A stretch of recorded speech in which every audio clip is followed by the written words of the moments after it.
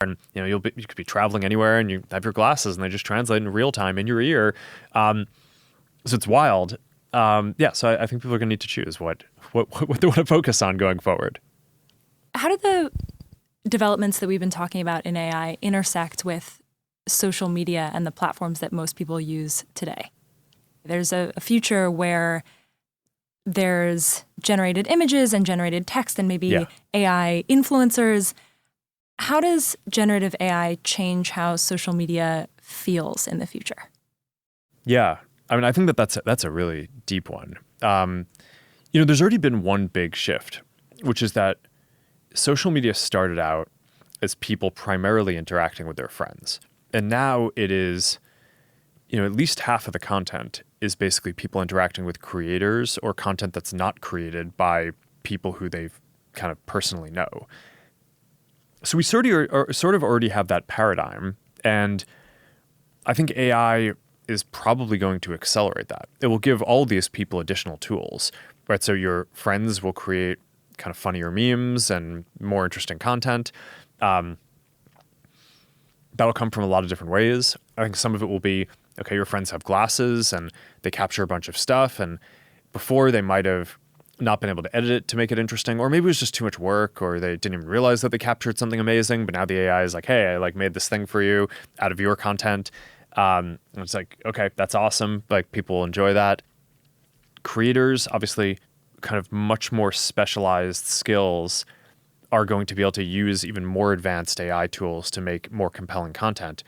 But then I think that there will be a bunch of kind of green field type stuff where maybe in the future there will be content that is purely generated by AI, by the system, personalized for you. Maybe it's summarizing things that are out there that are going to be interesting. Maybe it's just producing something funny that makes you laugh. This is going to be a very kind of deep zone that there's a lot to experiment with.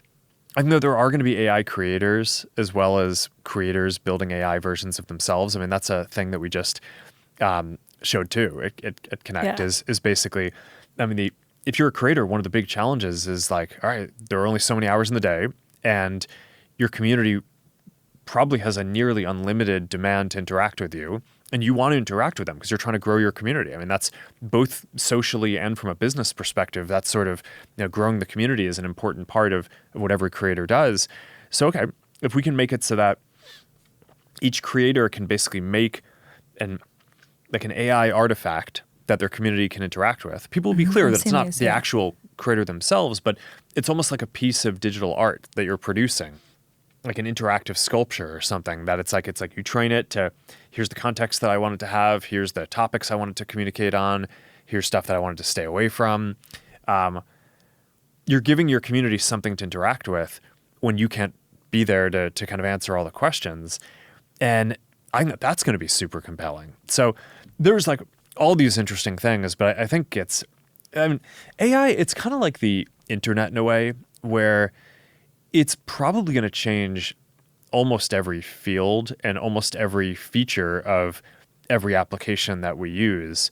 It seems sort of hyperbolic to say that, but I do think that's true. And it's just hard to sort of enumerate all the different things up front. But I think that over the next 5 to 10 years, we're just going to explore the impacts in each of these areas. And it's going to be an amazing amount of innovation and really exciting. I feel two things simultaneously when you say that. I feel both I really want to be optimistic about the future of these platforms. And I obviously have gained so much from an enormous pace of change, right? Mm-hmm. Everything that we're doing now.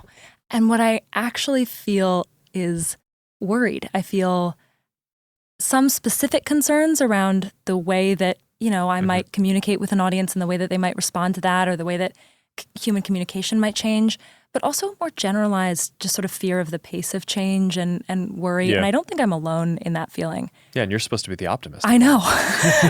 And I'm curious, how you talk to people who feel that way. What concerns do you feel are most legitimate, and what do you feel most misunderstood? I think the pace of change is always a concerning thing, right? It's there is a lot of uncertainty about how things will go in the future. And we're all going to get really amazing new tools to do both our hobbies and our jobs, and they'll make it so we can do better work and have better lives.